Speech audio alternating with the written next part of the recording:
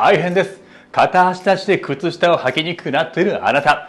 足が太くなったり、膝が痛くなってしまう原因なんです。というのもあなたは大人になってからなんか疲れが溜まりやすい、歩く量が減った、普通に歩いていてつまずきやすくなった、そういった症状覚えはないですか？実はこれってバランスが悪くなってきている方のサインなんですけど、放置をしてしまうと最初に言ったように足が太くなってしまうんです。これどういうことかっていうと、バランスが悪い人って立っている時に無意識にフラフラしているのを止めるためにギュッと地面を踏みしめているから、足の筋肉は常に筋トレ状態です。どんどん足は太くなっていくし、無意識に揺れるのを止めようとして関節にはものすごく負担がかかります。軟骨がすり減ったり、膝の痛みが出てしまったり。ですからバランスが苦手という方は必ず片足で立てるように改善をしていった方がいいです。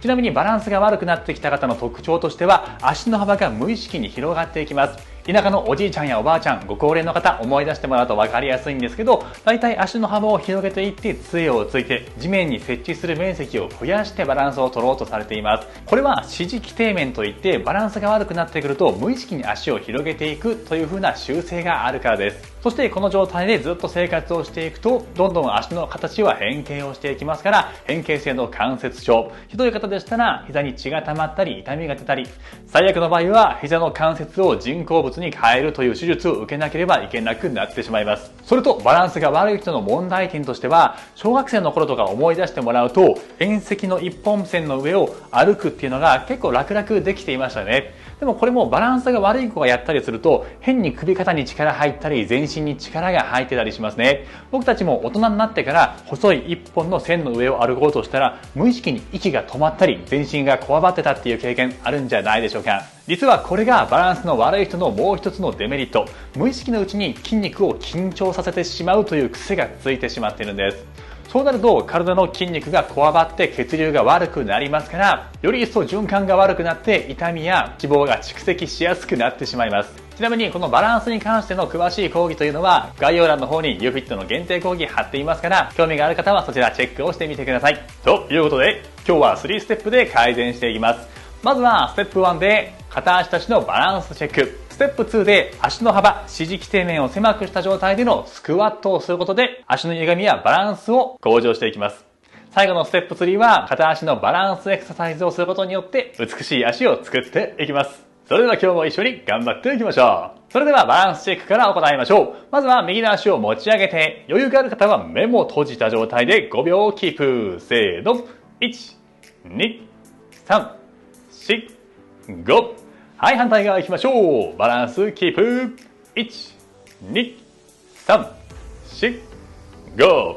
はい、どうでしょうか？左右差はなかったですが、エクササイズをした後はバランスが良くなっているはずですから、楽しみにしておいてください。それではスタートです。足を一直線上に揃えて、つま先、かかと、膝、一本の線上に立つようなイメージで屈伸をしていきます。バランスを取りながら屈伸。最初難しいなと思うときは足幅横に広げてもらっていいですよ。この幅を狭くすればするほど足の歪みの調整やバランス感覚の強化に効果があります。余裕があったら手を胸の前に固定すると、さらにバランス感覚が鍛えられていきます。難しいなと思ったら手を壁についていきましょう。まだいけそうな方は膝を地面に近づける。そうです。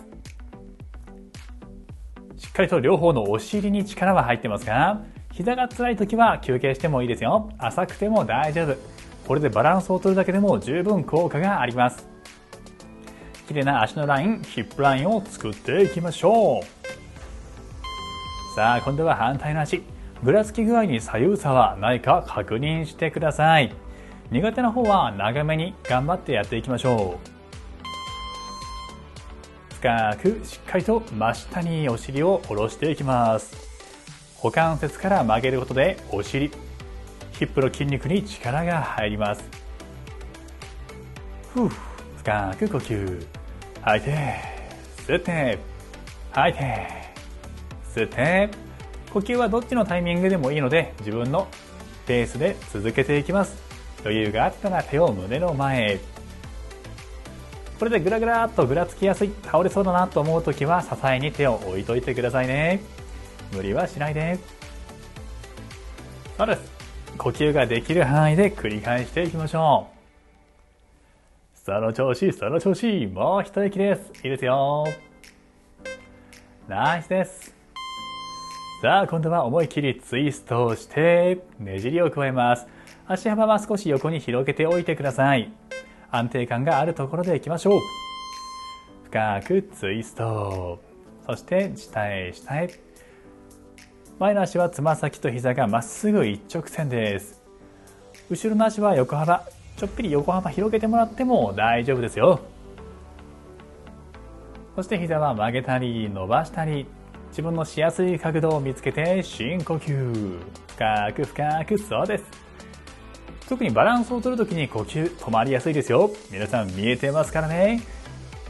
バランス難しいなと思う時ほど深呼吸しましょう。いいですよ。呼吸を深くしながらバランスを取れると、お腹から体周りもきれいに引き締まっていきます。深呼吸。そうそうそう、その調子です。ナイスです。それでは反対側。こちらも比べてみてください。バランスの取り具合、違いはないですか？苦手な方はたくさんやってくださいね。深くねじって下へ。足はつま先、膝がまっすぐ正面向いたまま。軽く膝を曲げたり伸ばしたり、バランス取りやすいところを調整していきます。足幅は選んでくださいね。深く倒すのが難しいなと思うときは上半身を起こしたままでも大丈夫です。人と比べる必要はありません。昨日の自分よりも1ミリ成長していきましょう。毎日やっているとキープできる時間も長くなっていきますよ。そうですそうです。その調子。もう一息。もうこの段階でもかなりバランス感覚が身についてきてます。ぐらついていいんです。ぐらついた時に成長していますからね。伸びしろですよ。さあ、ではこれも一緒。足を一直線。つま先、人差し指とかかと、両方の足を一直線上に置いて屈伸します。深く曲げ伸ばし、しっかり深く曲げて伸ばす。曲げて伸ばす。深く呼吸をしながら。後ろの膝は前の膝にぶつからないように気をつけて。ぐらつくときは壁を持って大丈夫。お腹薄く。余裕がある人は手をツイスト。ねじりながら屈伸。結構グラグラっとしますよね。いいんですよ。ぐらついた時に成長しています。もちろんぐらついた方がバランスのトレーニングには効果があります。ナイスです。足の向きも揃ってきましたね。 OK。 さあ今度は反対側です。後ろの膝は前の膝にぶつからないように気をつけてバランスを取りながらいきましょう。